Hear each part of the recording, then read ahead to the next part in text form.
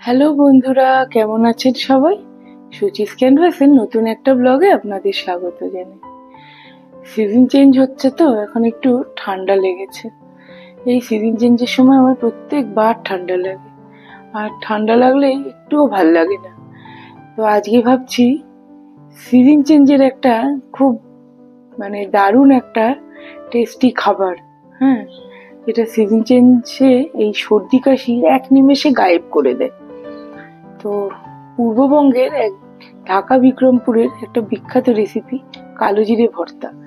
গরম ভাতে এটা খেলে না সর্দি এক নিমেষে উধাও হয়ে যায়। তো আজকে ভাবছি একটু কালো জিরে ভর্তা বানাবো, আর দেখি তাতে সর্দি কতটা যায়, আর আপনাদের সাথে শেয়ারও করব। সেটা গরম ভাতে ভীষণ ভাল লাগে। তো কালো জিরে ভর্তাটা বানাবো। তো চলুন রান্নাঘরে যাই, আজকে কালো জিরে ভর্তা বানাবো। এখন আমরা বানাবো পূর্ববঙ্গের একটা বিখ্যাত রেসিপি, ঢাকা বিক্রমপুরের কালো জিরে ভর্তা। তা কালো জিরে ভর্তা বানানোর জন্য কি কি লাগবে? আমরা এখানে উঁচু উঁচু 2 চামচ কালো জিরে নিয়েছি, 5-6টা শুকনো লঙ্কা নিয়েছি, যে যেমন ঝাল খায় সেই অনুযায়ী আমি একটু ঝাল দেব। আর রসুন নিয়েছি 5-6 কোয়া, আর তার সাথে নিয়েছি একটা একটু বড় সাইজের পেঁয়াজ কুচিয়ে নিয়েছি। প্রথমে আমরা গ্যাস জ্বালিয়ে প্যানে এই কালো জিরেটা একটু ড্রাই রোস্ট করে নেব, মানে শুকনো খোলায় ভাজা যেটা বলে সেইটা। আমি গ্যাসটা অন করে দিচ্ছি। এবার আমি প্যানটা গরম হয়ে গেছে, এতে আমি দিয়ে দেব কালো জিরেটা। কালো জিরেটা আমি ড্রাই রোস্ট করছি। বাংলাদেশে তো নানান রকমের ভর্তা বানানো হয়, আমি তার মধ্যে কিছু কিছু ভর্তা জানি, কারণ আমি আমার বাবার বাড়ি পূর্ববঙ্গ এবং মা এদেশীয়। আমাদের বাবার দেশ ছিল ফরিদপুর। বাবা অনেক ছোটবেলায় চলে এসেছিল, হ্যাঁ, কিন্তু তবুও দেশের রান্নার তো কিছু তো অবশ্যই ঠাকুমার কাছে জানা, পরে পিসি মা সবার কাছেই শিখেছি, জেঠিদের কাছে। ড্রাই রোস্ট হয়ে গেছে, ঠিক আছে। এটাকে আমি শিলপাটায় নিয়ে নেব, আর এইটাকে পুরো বাটতে হবে শিলপাটায়। এরপরে আমি এর মধ্যে দিয়ে দেব একটু তেল, সর্ষের তেল।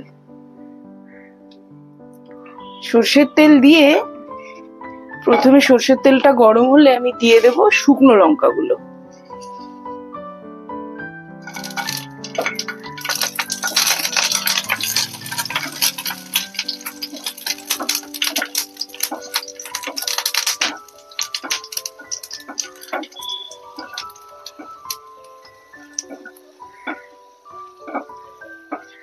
আমার ম্যাক্সিমাম রান্না শেখা আমার জীবনের শুরু থেকে, আমার প্রথম রান্নার গুরু হলেন আমার বাবা।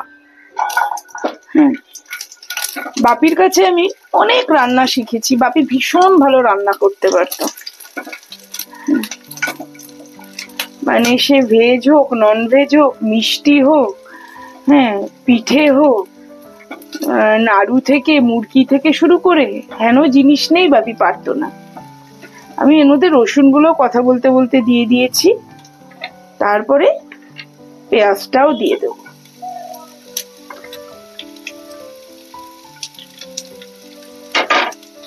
তাই আমার রান্নার হাতে খড়ি আমার বাবার কাছেই। ইনফ্যাক্ট মার কাছে গল্প শুনেছি, মা যখন বিয়ের পরে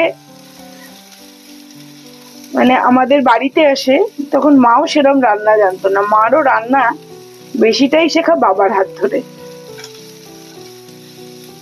বাপি ভীষণ ভালো রান্না করতে পারতো, যে কোনো রান্নাই যেন। প্রতি মুহূর্তেই বাপিকে খুব মিস করি। আমার দিন শুরু হতো বাপিকে দিয়ে, শেষ হতো বাপিকে দিয়ে। হেন কথা নেই আমি তার সাথে আলোচনা করতাম না, তাকে বলতাম না। আমার জীবনের ছোট বড় সব কথা আমি বাপির সাথেই শেয়ার করতাম বেশি। বলতে পারো আমার সব থেকে প্রিয় বন্ধু ছিল, যাকে আমি নির্দ্বিধায় অকপটে সব কথা বলতে পারতাম। ভাজা ভাজা হচ্ছে, গরম ভাতে তো খুবই ভালো লাগে।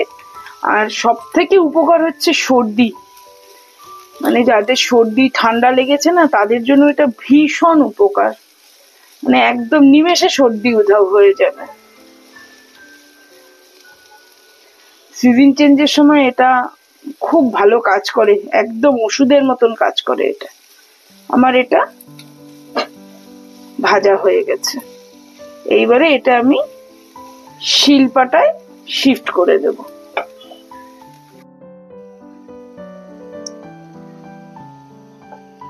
এটা আমি শিলপাটায় নিয়ে নিয়েছি। এটা না মিক্সিতে বাটা যাবে না, মিক্সিতে বাটলে ঠিক ওই টেস্টটা আসবে না। কিছু কিছু জিনিস শিলনোড়াতেই ভালো হয়।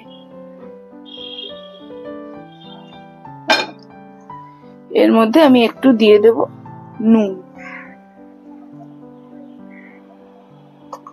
নুন ছাড়া এখানে আর কিচ্ছু দেয়া নেই। এবার এটাকে আমি বেটে নেব।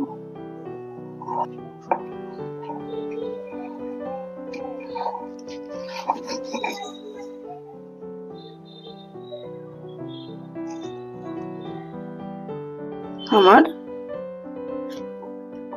ভর্তাটা বাটা হয়ে গেছে। এবারে এটাকে একটা বাটিতে তুলে নেব।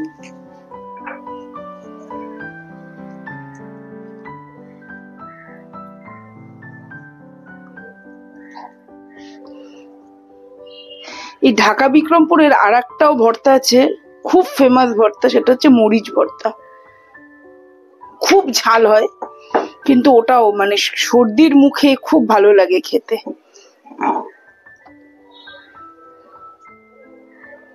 আচ্ছা, এর মধ্যে আমি একটু হাতটা ধুয়ে নিয়ে আমি এর মধ্যে আর একটুখানি সর্ষের তেল দেব। আমি বাটিতে তুলে নিয়েছি ভর্তাটা, এর মধ্যে একটু কাঁচা সর্ষের তেল দিয়ে দেব। দিয়ে এটাকে জাস্ট একটু চামচ দিয়ে মিক্স করে নেব। আপনাদের এই কালো জিরে ভর্তাটা কেমন লাগলো আমাকে কিন্তু অবশ্যই জানাবেন।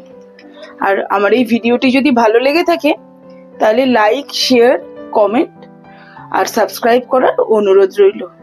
সবাই ভালো থাকবেন, সুস্থ থাকবেন। দেখা হবে সুচিস ক্যানভাসের পরের একটি নতুন ব্লগে। ততক্ষণ পর্যন্ত টাটা।